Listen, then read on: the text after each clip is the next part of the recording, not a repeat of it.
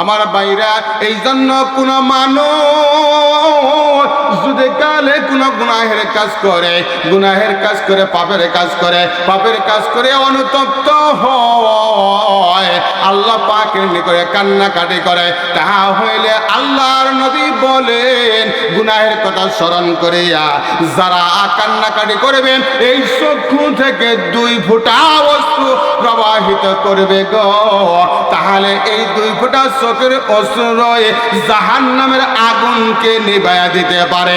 জোরে সরে বলি সুবহানাল্লাহ।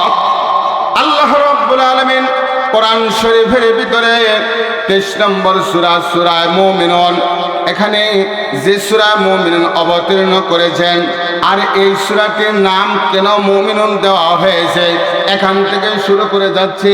আল্লাহ রাব্বুল আলামিন এই কোরআন শরীফের এই সূরাটির মধ্যে প্রথম যে আয়াতে কারিমা দিয়েছেন, এই প্রথম করে আয়াতে কারিমার ভিতরে সর্বপ্রথম আল্লাহ পাক বলে দিয়েছেন কদ আফলাহাল মুমিনুন। এই মুমিনুন শব্দটা লিপিবদ্ধ আছে বিদায় এই শব্দটার উপরে ভিত্তি করে আল্লাহ পাক এই সূরাটির নামকরণ করে দিয়েছেন সূরা মুমিনুন। জোরে সরে বলি সুবহানাল্লাহ। আমার ভাইরা, এর সাথে সাথে আল্লাহ পাক দুনিয়াতে আলম আল্লাহ রাব্বুল আলামিন এই সূরাটি দিয়ে দিয়েছেন যে এই সূরাটি হলো মাক্কি সূরা। এই সূরাটির নাম হলো, এটা হলো মাক্কি সূরা, আর নাজিল হয়েছে এমন একটা সময়ে, নাজিল হওয়ার দিকে কিতাবের ভিতরে আসছে যে যখন রাসূলুল্লাহ সাল্লাল্লাহু আলাইহি ওয়াসাল্লাম নবুয়ত প্রাপ্ত হন। কোন সময়? নবুয়ত প্রাপ্তি হওয়ার 6ষ্ঠ হিজরির শেষ দিকে ইসলামের দ্বিতীয় খলিফা, এর নাম কি? হযরত ওমর রাদিয়াল্লাহু তাআলা আনহু। কথা ঠিক কিনা কোন? সেই ওমর রাদিয়াল্লাহু তাআলা আনহু তিনি যখন ইসলাম ধর্ম গ্রহণ করলেন, কালেমা পাঠ করলেন লা ইলাহা ইল্লাল্লাহু মুহাম্মাদুর রাসূলুল্লাহ, যখন হযরত ওমর রাদিয়াল্লাহু তাআলা আনহু এই কালেমা পাঠ করে মুসলমান হয়ে গেলেন, মুসলমান হয়ে যাওয়ার পর আল্লাহ পাক নবী মুহাম্মদুর রাসূলুল্লাহ সাল্লাল্লাহু আলাইহি ওয়াসাল্লামের প্রতি আল্লাহ পাকের সর্বশ্রেষ্ঠ কিতাব, তার নাম হলো আল কোরআন, যখন নবী মুহাম্মদুর রাসূলুল্লাহ সাল্লাল্লাহু আলাইহি ওয়াসাল্লামের প্রতি অবতীর্ণ করতাম, তখন আল্লাহর নবীর চেহারা মুবারক এক এক সময় এক এক ধরনের বিবর্ণ হয়ে যাইত, তিনি ঘেমে যাইতেন, এমন একটা অবস্থা হয়ে যাইত। যে সময় এই কোরআন শরীফটা নাযিল হইত তার চেহারা বিবর্ণ হয়ে যাইত। এই দৃশ্যটা হযরত ওমর রাদিয়াল্লাহু তাআলা আনহু তার নিজের চোখে তিনি দেখতেছিলেন যে এমতা অবস্থায় আল্লাহর নবীর সম্মুখে হযরত ওমর রাদিয়াল্লাহু তাআলা আনহু যখন অবস্থান করেছিলেন, এমন সময়ে যখন তার উপরে আল্লাহর কোরআন নাযিল হয়ে গেল, এমন সময় তার যে অবস্থা, তার চেহারা বিবর্ণ হয়ে গেল।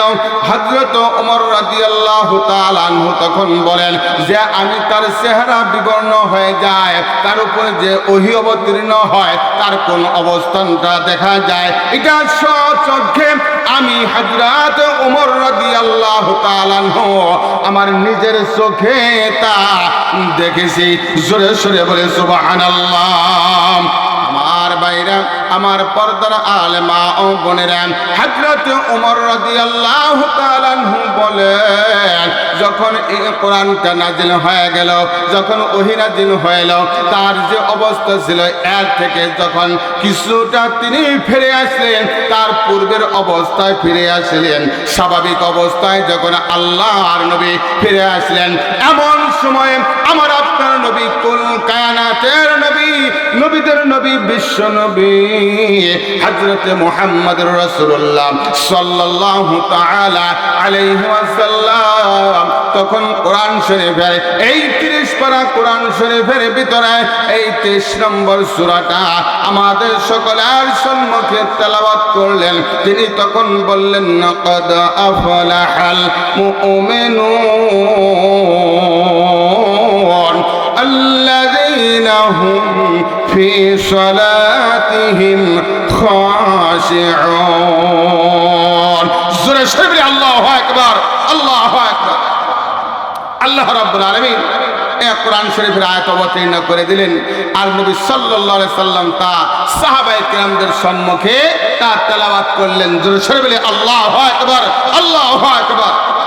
আমার ভাইরা, এরপরে আবার কিতাবের ভিতরে এসেছে যা আল্লাহ নবী সাল্লাল্লাহু আলাইহি ওয়াসাল্লামের উপর যখন এই সূরাটি অবতীর্ণ হয়, শানে নুজুল পটভূমির ভিতরে এসে গেছে যে যখন ওই মক্কার কাফিররা তারা যখন ইসলাম ধর্ম যারা গ্রহণ করেছে, যারা কালেমা পাঠ করেছে, এদের সাথে তারা বিরোধিতা করত, তাদের উপর অত্যাচার করত, নিপীড়ন করত, নির্যাতন করত, তাদেরকে হত্যা করত, তাদেরকে গুম করে রেখে দিত।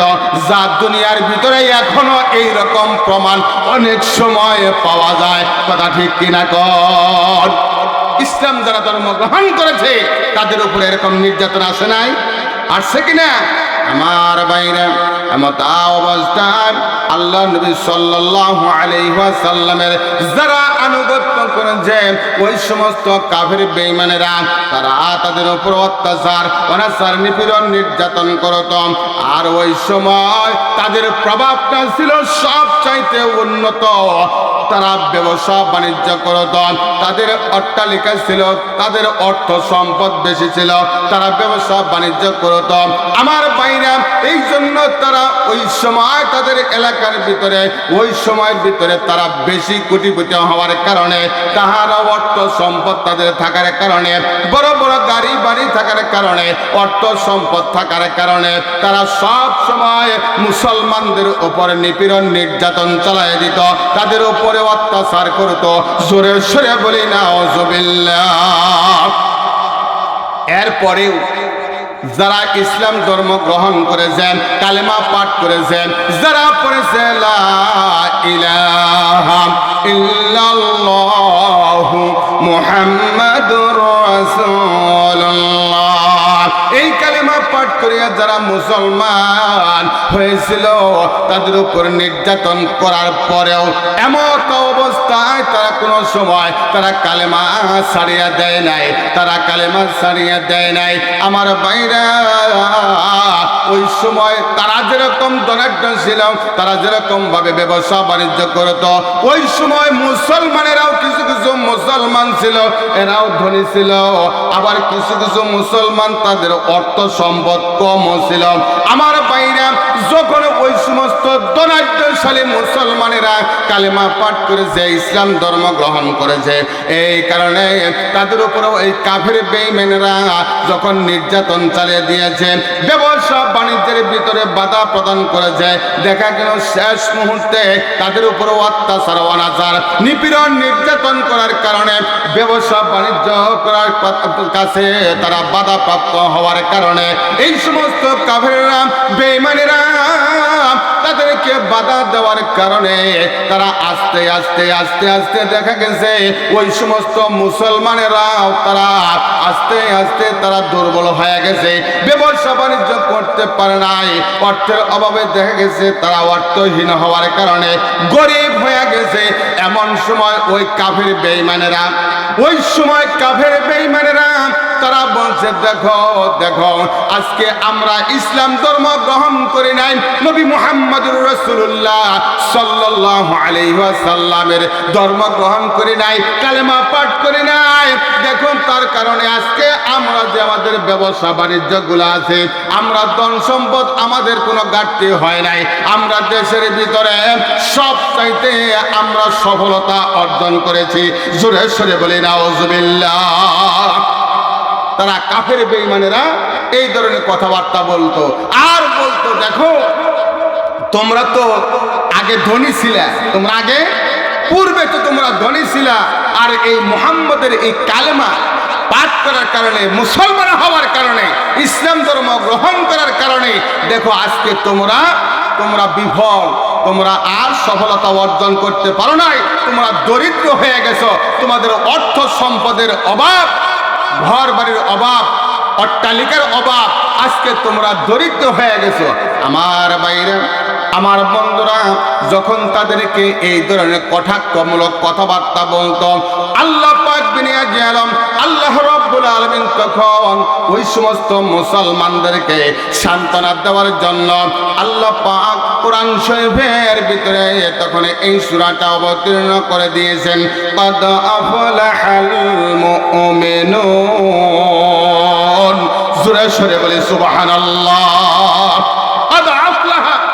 অবশ্যই আফলাহা, সফলতা অর্জন করেছে ওই সমস্ত মুমিনেরা।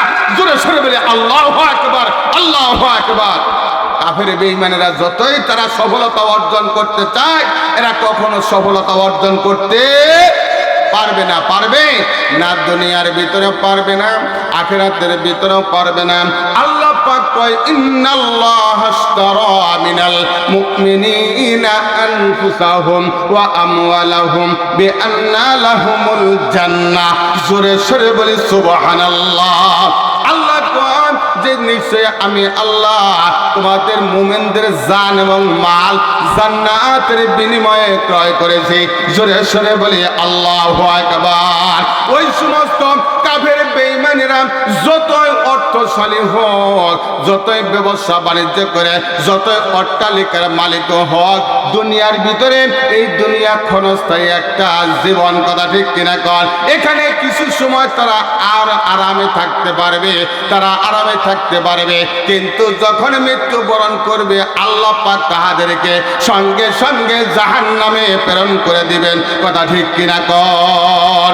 আল্লাহ পাক বলছেন, ও দুনিয়ার মানুষ, তোমরা যারা, তোমাদেরকে যারা এই কাফের বেঈমানেরা যারা কটাক্ষ করে কথাবার্তা বলে, তোমাদেরকে বিফল বলে, তারা আখ্যায়িত করে, কিন্তু তোমরা বিফল নাও, বিফল নও।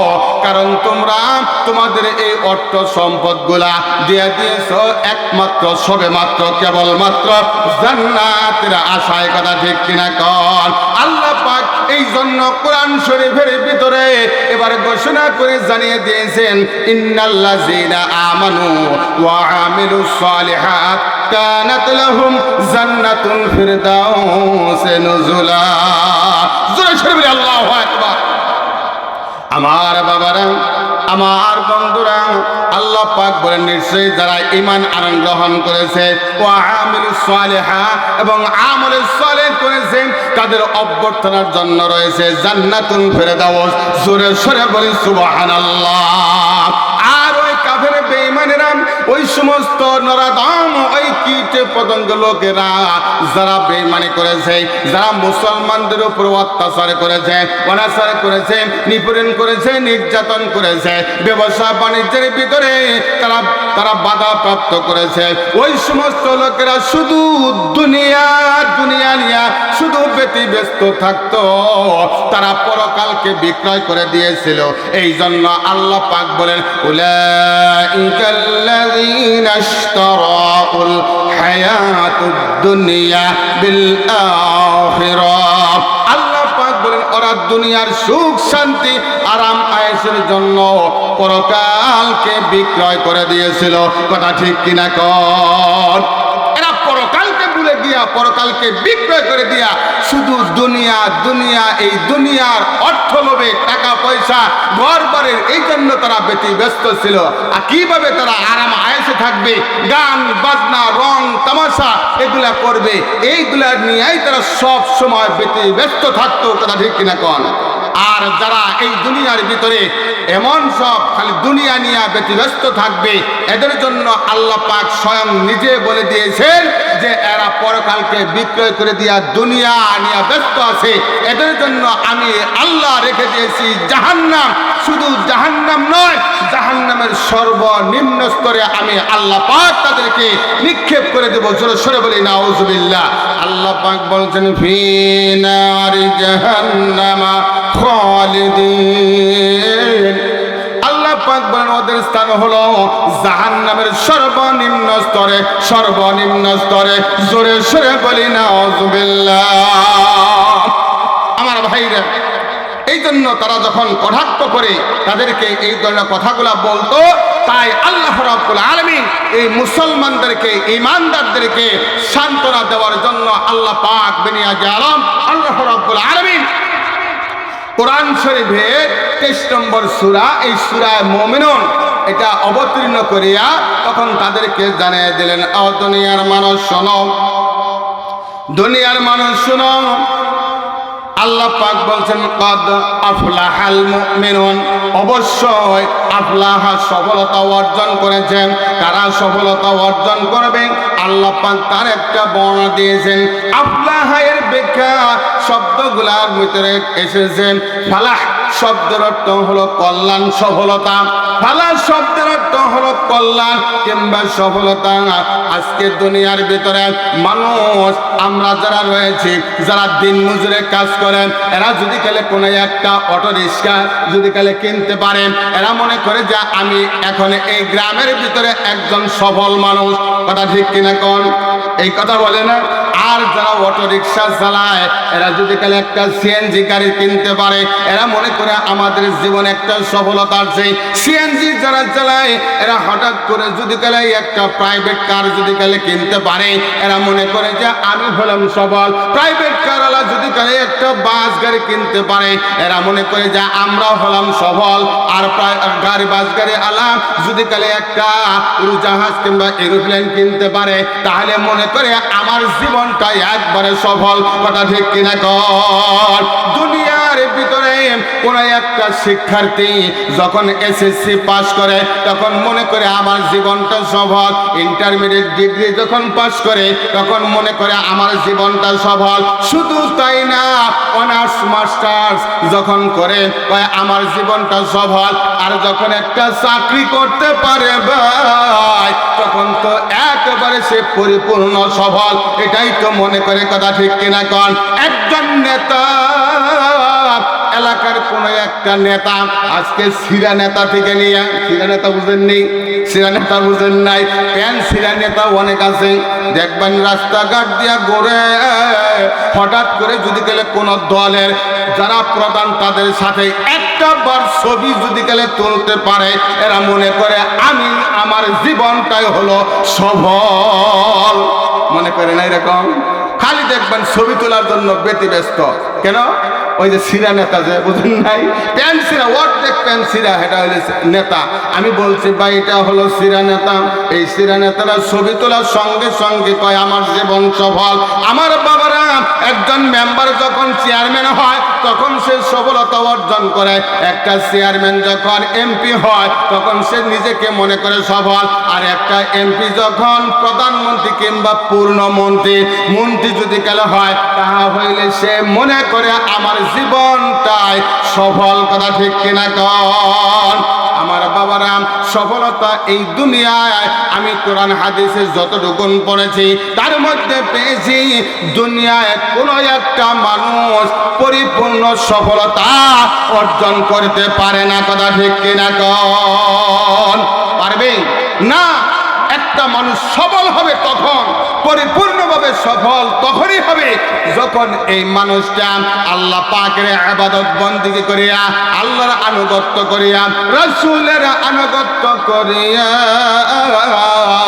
যখন সে কি করবে, শেষ মুহূর্তে জাহান্নাম থেকে সে মুক্তি পাইয়া আল্লাহ পাকের যে জান্নাত আছে, এই জান্নাতে যখন প্রবেশ করবে, তখন ওই আল্লাহ পাকের বান্দা এবং বান্দিটা পরিপূর্ণভাবে সে সফলতা অর্জন করবে। কথা ঠিক কিনা কর?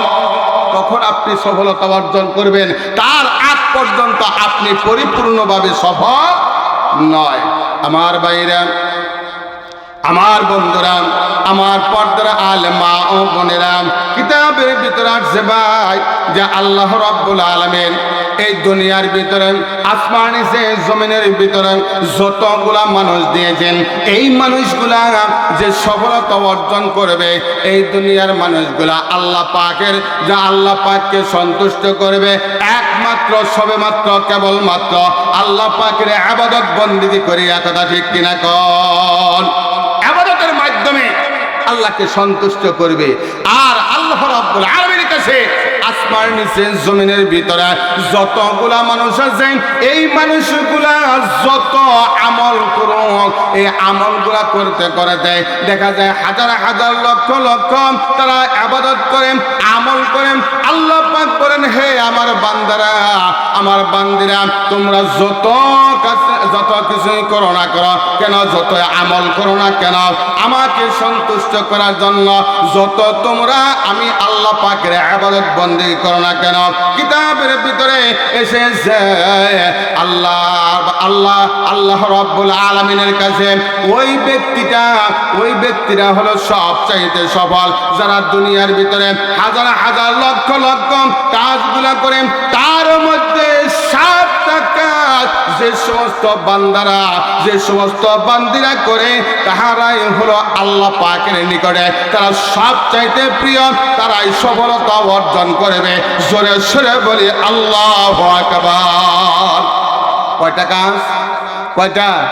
আল্লাহর কাছে প্রিয় পাত্র হইলে, সফলতা অর্জন করতে হলে 7টা কাজ করতে হবে। কয়টা কাজ? 7টা কাজ করতে হবে।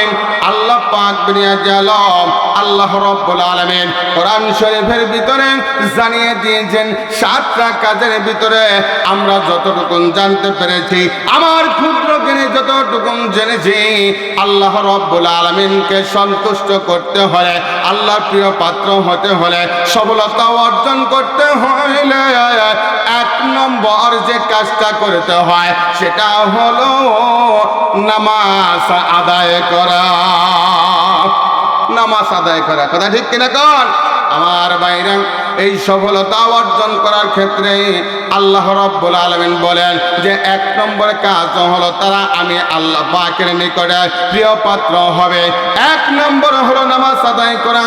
আল্লাহ পাক কোরআন শরীফের ভিতরে বলছেন, ইয়া আইয়ুহাল্লাযীনা আমানুস্তাঈনু বিস-সাবরি ওয়াস-সালাহ ইন্নাল্লাহা মা'আস-সাবিরিন। আল্লাহ পাক বলেন, হে ঈমানদার বিশ্বাসী বান্দাগণ, তোমরা ধৈর্য এবং নামাজের মাধ্যমে আমি আল্লাহ পাকের নিকটে সাহায্য প্রার্থনা করো। ইন্নাল্লাহা মা'আস-সাবিরিন, নিশ্চয় আল্লাহ ধৈর্যশীলদের সাথে আছেন। জোরে সরে বলি সুবহানাল্লাহ। কাদের সঙ্গে আছে? আল্লাহ কাদের সঙ্গে আছেন? যারা ধৈর্য এবং নামাজের মাধ্যমে আল্লাহ পাকের নিকটে সাহায্য প্রার্থনা করে। কথা ঠিক কিনা কন? আর এমন লোকদের সাথে সে মহাশক্তিধর আল্লাহ রাব্বুল আলামিন আছেন। জোরে সরে বলি সুবহানাল্লাহ, সুবহানাল্লাহ। আল্লাহ পাক অন্য জায়গায় বলেন, ওয়া ইউকিমুস সালাত, যারা নামাজ কায়েম করবেন তাদের সঙ্গে আল্লাহ রাব্বুল আলামিন রয়ে গেছেন, তাদের সঙ্গে আল্লাহ পাক থাকবেন। আমার বাইরে আজকে দুনিয়ার ভিতরে, আসমান নিচে জমিনের ভিতরে যে সমস্ত লোকদেরকে আল্লাহ পাক দায়িত্ব দেন, কর্তব্য পরায়ণ হয়, যাদের উপরে আল্লাহ ক্ষমতা দেন, যাদের উপরে ক্ষমতা দেন, মনে করেন যে আজকে আমাদের বাংলাদেশ যাদের নেতৃত্বে এই দেশটা পরিচালিত হচ্ছে, এদেরকে তো আল্লাহ পাকই ক্ষমতা দিয়েছেন। কথা ঠিক কিনা কন? তাদেরকে কারা ক্ষমতা দিয়েছে? একমাত্র আল্লাহ। কথা ঠিক কিনা কন? সে আল্লাহ পাক যখন তাদেরকে ক্ষমতা দিলেন, এদের কাজ হলো যাদেরকে আল্লাহ পাক ক্ষমতা দিলেন, নেতৃত্ব দিলেন, কর্তৃত্ব দিলেন, আল্লাহ পাক কোরআন শরীফের ভিতরে বলছেন, আল্লাযীনা ইম্মাক্কান্নাহুম ফিল আরদি আকামুস সালাত ওয়া আতাউস যাকাত ওয়া আমারু বিল মা'রুফ ওয়া নাহাউ আনিল মুনকার। জোরে সরে বলে আল্লাহু আকবার। আল্লাহ পাক বলেন, আমি যাদেরকে নেতৃত্ব দেই, কর্তৃত্ব দেই, তাদের কাজ হলো 4টা। কয়টা কাজ? তাদের কাজ হলো 4টা। তাহলে আজকে যারা বাংলাদেশের ভিতরে যারা নেতৃত্ব পাইছে, যারা কর্তৃত্ব করতেছে, এদের কাজ কয়টা হবে ভাই? কয়টা কাজ হবে? চারটা কাজ হবে। সে যে কোনো দলের লোক হোক না কেন, সে তাদের উপরে, যাদের উপরে আল্লাহ পাক এই দেশটা পরিচালনা করার জন্য দায়িত্ব দিয়ে দিলেন, এদের কাজ হলো চারটা। এক নম্বর হলো আল্লাহ পাক বলছেন, তা হলো আকামুস সালাত, নামাজ কায়েম করা, নামাজ কায়েম করা। এরপরে হলো 2 নম্বর ওয়াতাউ যাকাত, যাকাত প্রদান করা। 3 নম্বর হলো ওয়ামারু বিল মারুফ, সৎ কাজের আদেশ করা। 4 নম্বর হলো ওয়ানাহু আনিল মুনকার, আর অসৎ কাজের নিষেধ করা। কথা ঠিক কিনা বলেন আমার ভাইরা? এই 4টা কাজ করার জন্য বলছেন, এটা কি আমার মুখের কথা নাকি এটা আল্লাহর কথা? কার কথা? এটা স্বয়ং আল্লাহর কথা। আমার বাবারা, আমার বন্ধুরা, আমার পর্দার আলেমা ও বোনেরা, আজকে যদি কালে সেই দায়িত্বপ্রাপ্ত সরকার যারা নেতৃত্ব পেয়েছেন, কর্তৃত্ব পেয়েছেন, এরা যদি কালে এই 4টা কাজ না করেন, আল্লাহ পাক কোরআন শরীফের ভিতরে বলছেন, ওয়ামাল্লাম ইয়াহকুম বিমা আনজালাল্লাহু ফাউলাইকা হুমুল কাফিরুন। আল্লাহ পাক বলেন, যারা আমার কোরআনের আইন অনুযায়ী যারা বিচার ফায়সালা করে না, এরা হলো কাফির, এরা হলো কাফির। জোরে সরে বলি নাউজুবিল্লাহ। আমার বাইরে আল্লাহ পাক কোরআন শরীফের ভিতরে আরো প্রমাণ দিয়ে দিয়েছেন, ওয়ামাল্লাম ইয়াহকুম বিমা আনজালাল্লাহু ফাউলাইকা হুমুল যালিমুন। যারা আমার কোরআনের আইন অনুযায়ী তারা বিচার ফায়সালা করে না, এরা হলো জালেম, এরা হলো অত্যাচারী। জোরে সরে বলি নাউজুবিল্লাহ। আল্লাহ পাক এই কোরআন শরীফের ভিতরে আরেকটা প্রমাণ দিয়ে দিয়েছেন। আল্লাহ পাক বলেন, ওয়ামাল্লাম ইয়াহকুম বিমা আনজালাল্লাহু ফাউলাইকা হুমুল ফাসিকুন। যে সমস্ত মানুষেরা যাদেরকে কর্তৃত্ব দিলাম, নেতৃত্ব দিলাম, এরা যদি গেলে আমার কোরআনের আইন অনুযায়ী তারা বিচার ফায়সালা না করে, তারা হবে একেবারে ফাসিক, তারা হবে ফাসিক। জোরে সরে বলি নাউজুবিল্লাহ। আমার বাইরা, এর ব্যাখ্যায় আমি যতটুকু পড়েছি, কাফের বলা হয় ওদেরকে যারা অস্বীকার করে। কথা ঠিক কিনা কন? কুফরুন শব্দের অর্থ হলো অস্বীকার করা, আর এই অস্বীকারটাই সর্বপ্রথম করেছিল, আল্লাহর হুকুম অস্বীকার করেছিল ইবলিস, শয়তান। কথা ঠিক কিনা বলেন? আল্লাহ পাক কোরআন শরীফের ভিতরে এবার বলছেন, যখন আদম আলাইহিস সালাতু ওয়াস সালামকে যখন সিজদা করার জন্য যখন বলা হলো, ফেরেশতাদেরকে বললেন, আল্লাহ পাক বললেন, উসজুদু লিআদম ফাসাজাদু ইল্লা ইবলিস আবা ওয়াস্তাকবারা ওয়া কানা মিনাল কাফিরিন। আল্লাহ পাক বললেন, এ ফেরেশতা, তোমরা আদম আলাইহিস সালাতু ওয়াস সালামের উদ্দেশ্যে সিজদা করো। সবাই সিজদা করছে, কিন্তু ইবলিস শয়তান কি করে নাই? সিজদা করে নাই। আবা ওয়াস্তাকবারা, আর তারা অহংকার করলো, ওয়া কানা মিনাল কাফিরিন, আর সে কাফির অস্বীকারীদের অন্তর্ভুক্ত হয়ে গেল। কথা ঠিক কিনা বলেন আমার ভাইরা, আমার বন্ধুরা? দুনিয়ার ভিতরে যদি কালে আল্লাহ পাকের এই হুকুমটা, 1 নম্বর হুকুম নামাজ আদায় করা, এটা যদি কালে না করে, তাহা হইলে ওই মানুষগুলা কাফির অন্তর্ভুক্ত হয়ে যাবে, অহংকার অন্তর্ভুক্ত হয়ে যাবে। অহংকার বশত তারা নামাজ আদায় করতেছে না, বিদায় আল্লাহ পাক এদেরকে সরাসরি ভাবে বলে দিয়েছেন, ওয়ামাল্লাম ইয়াহকুম বিমা আনজালাল্লাহু ফাউলাইকা হুমুল কাফিরুন। আল্লাহ পাক বলেন, যারা আমার কোরআনের আইন অনুযায়ী বিচার ফায়সালা করলো না, আমার হুকুম পালন করলো না, এরা হলো 1 নম্বর কাফের, এরা হলো কাফের। জোরে সরে বলি নাউজুবিল্লাহ। এরা সরাসরি কি হলো? কাফেরের অন্তর্ভুক্ত হয়ে গেল। আবার আরেক জায়গায় বলছেন জালেম, মানে অত্যাচার। এরাই হলো অত্যাচারী। এইরকম অত্যাচারী সমাজের ভিতরে আছে কিনা? নাই, আছে না? তারা কোনো সময় কোরআনের আইন অনুযায়ী তারা চলবে না, শুধু মানুষের উপরে অত্যাচার, অনাচার, নিপীড়ন, নির্যাতন করতেই থাকবে, করতেই থাকবে। অন্যায়মূলকভাবে তারা কথাবার্তা বলতে থাকবে। কথা ঠিক কিনা কন? আর আলেমদেরকে, আলেম ওলামাদেরকে যারা কোরআন এবং হাদিসের কথা বলে, এদেরকে কটাক্ষ করে কথা বলবে। এমনকি এমনও মুহূর্ত এসে যায় কোরআন হাদিসের কথাগুলো বলতে গেলে সম্মুখ থেকে মাইকটাও সরাই নিয়ে যায়। কথা ঠিক কিনা বলেন? আল্লাহ পাক এদেরকে বলছেন যারা কোরআনের আইন অনুযায়ী তারা বিচার ফায়সালা করে না, কোরআনের কথা বলতে দেয় না, মুসলমানদেরকে এই ইসলামের দিকে আকৃষ্ট করার জন্য কথা বলতে দেয় না, এদেরকে আল্লাহ পাক বলছেন ওয়ামাল্লাম ইয়াহকুম বিমা আনজালাল্লাহু ফাউলাইকা হুমুল যালিমুন। আল্লাহ পাক বলছেন যারা কোরআনের আইন অনুযায়ী বিচার ফায়সালা করলো না এরা হলো জালেম, এরা হলো অত্যাচারী। জোরে সরে বলি নাউজুবিল্লাহ, নাউজুবিল্লাহ। আমার ভাইরা, এরকম মানুষ আমাদের নাই, সমাজের ভিতরে নাই। আমার ভাইরা, এর সাথে সাথে আবার আল্লাহ পাক দুনিয়া জালাম আল্লাহ রাব্বুল আলামিন বলেন ও দুনিয়ার মানুষ, 3 নম্বর হলো আমাল্লাম ইয়াহকুম বিমা আনজালাল্লাহু ফাউলাইকা হুমুল ফাসিকুন।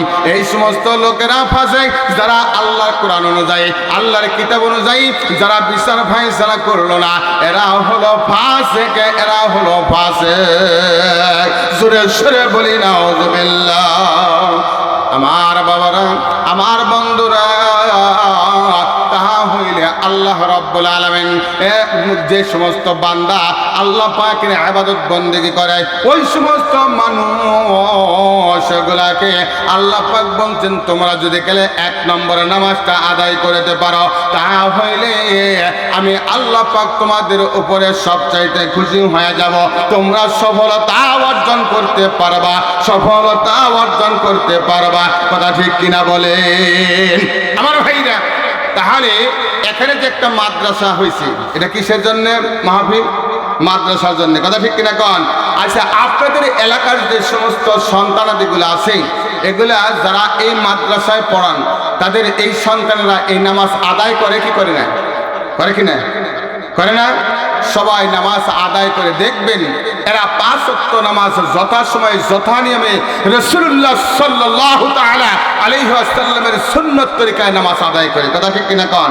তাহলে এই মাদ্রাসায় যদি গেলে আপনার সন্তানকে ভর্তি করায় দেন, আপনি যদি কোরআনের শিক্ষায় শিক্ষিত করেন, হাদিসের শিক্ষায় শিক্ষিত করেন, তাহা হইলে এই ব্যক্তিটা কখনো কাফেরের অন্তর্ভুক্ত হতে পারে না, জালেমের অন্তর্ভুক্ত হতে পারে না, ফাসিকের অন্তর্ভুক্ত হতে পারে না। কথা ঠিক কিনা কন? তার মধ্যে যদি গেলে ওই সন্তানের ভিতরে যদি গেলে আজকে আপনি এই কোরআনের বাণীগুলো যদি গেলে দিয়ে দিতে পারেন, তাহা হইলে দেখবেন আপনার এই সন্তান এই কোরআনের শিক্ষায় শিক্ষিত হয়ে আজ থেকে এই সমাজটাকে নূরে নূরান্বিত করে দিবে। এমনকি এই সন্তানের দ্বারা কাল কিয়ামতের ময়দানে হাসরের মাঠে কঠিন মুসিবতের সময় আল্লাহ পাক আমাকে আপনাকে নাজাতের ফয়সালা করে দিবেন। কথা ঠিক কিনা কন? আমার ভাইরা, এই জন্য বলা হয়েছে কোরআন শেখাও ছেলে মেয়েকে, ও হে মুসলমান জান কবজের কালে তোমার হইবে রে আসান। কথা ঠিক কিনা কন? আল্লাহ নবী বলছেন যদি কালে আপনি এই কোরআন শিক্ষা দেওয়ার জন্য মাদ্রাসায় ভর্তি করান, নামাজ শিক্ষা দেন, হাদিস শিক্ষা দেন, কোরআন শিক্ষা দেন, তাহা হইলে কিতাবের ভিতরে এসেছে ওই সমস্ত বাবা মা এবং সন্তানকে কাল কিয়ামতের ময়দানে হাসরের মাঠে কঠিন মুসিবত যখন হয়ে যাবে আল্লাহ পাক বলবেন ইয়াউমা ইউনফাখু ফিস-সূরি ফাতাতুনা আফওয়াজা।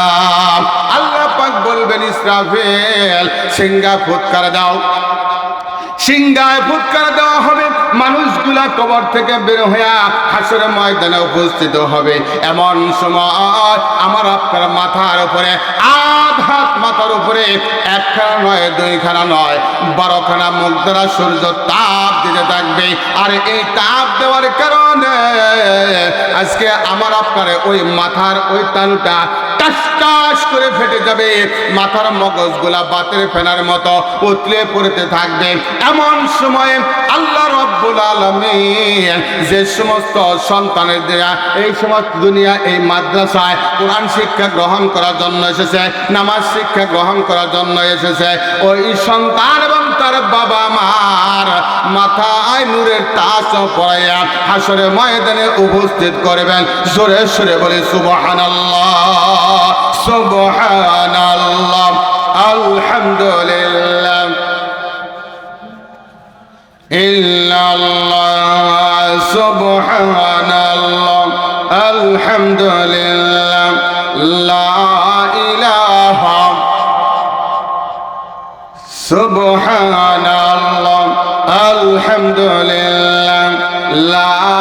ইলাহা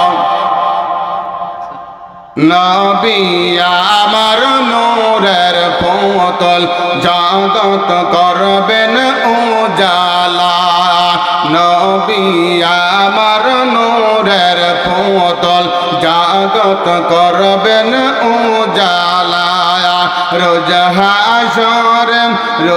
হাসরে করবেন তিনি উম্মতের ফয়সালা সুবহানাল্লাহ আলহামদুলিল্লাহ লা ইলাহা সুবহানাল্লাহ আলহামদুলিল্লাহ লা ইলাহা আরশ কুরসি লৌহা কলম আরশ কুরসি লৌহা কলম সৃষ্টি যাহার ওসিলায় নিজে আল্লাহ খুশি হইয়া নিজে আল্লাহ খুশি হইয়া নাম রাখিলেন হাবিবুল্লাহ সুবহানাল্লাহ আলহামদুলিল্লাহ লা